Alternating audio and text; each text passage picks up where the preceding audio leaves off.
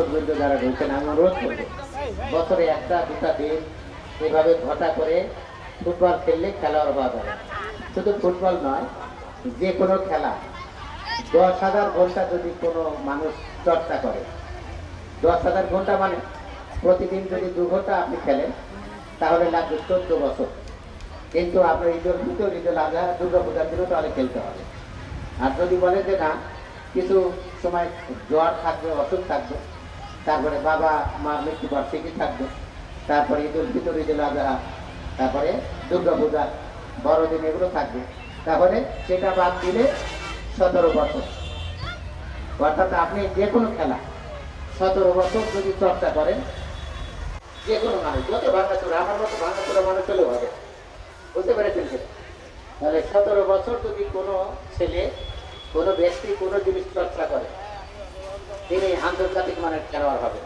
এবং সারা বিশ্বে তাকিয়ে দেখেন, Brazil, Argentina, German, France, Italy, Spain, ঠিক আছে, তারপরে আপনার অলিম্পিকের কথা যদি বলি, জাপান, চীন, কোরিয়া, রাশিয়া, আমেরিকা, হ্যাঁ, অস্ট্রেলিয়া, তারপরে ইংল্যান্ড, এই সকল দেশ ওই যে যাদের বয়স 5 বছর তখন থেকে শুরু করে, হ্যাঁ, বাচ্চা যাকে খেলোয়াড় বানাবে 5 বছর বয়স থেকে শুরু করে এবং 18 বছরে জাতীয় মানের খেলোয়াড় হয়ে যায়, আন্তর্জাতিক মানের খেলোয়াড় হয়।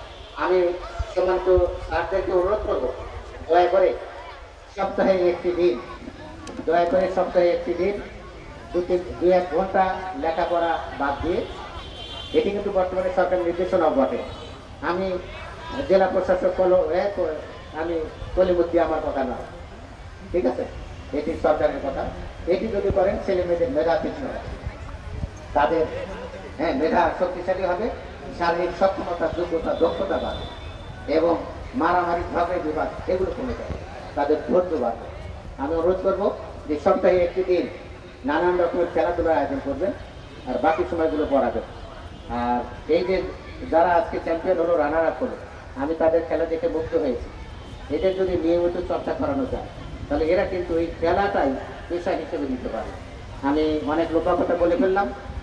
যারা এই আয়োজনের পিছনে পরিশ্রম করেছেন, রেফারি, ধারাভাষ্যকার, তারপরে এই মাঠ পরিচ্ছন্ন কর্মী, শিক্ষকবৃন্দ, জেলা প্রাথমিক শিক্ষা অফিস এবং উপজেলা প্রাথমিক শিক্ষা অফিসার, সমস্ত কর্মকর্তা কর্মচারীবৃন্দ যারা এই ভেন্যু দিয়ে আমাদেরকে সহযোগিতা করেছেন, সকলকে আন্তরিক ধন্যবাদ এবং কৃতজ্ঞতা জ্ঞাপন করছি আমাদের সকলের পক্ষ থেকে।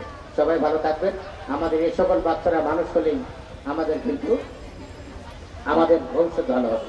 তো যে একটি কথা আছে যে আমাদের দেশে হবে সেই ছেলে পাবে, কথায় না বড় হয়ে আগে বড় হবে। মুখে হাসি, মুখে বল, তেজে ভরা মন। মানুষ মানুষ হইতে না, মানুষ হতেই হবে, এই যার পথ। শেষে 2টা লাইন বলেছে, মনে প্রাণে খাটো সবে শক্তি করো দান, মনে প্রাণে খাটো সবে শক্তি করো দান, তোমরা মানুষ বলে দেশের কল্যাণ। মনে প্রাণে খাটো সবে শক্তি করো দান, তোমরা মানুষ বলে দেশের কল্যাণ। সবাইকে ধন্যবাদ জানিয়ে আমার লম্বা কথা শেষ করছি। আল্লাহ হাফেজ, আসসালামু আলাইকুম।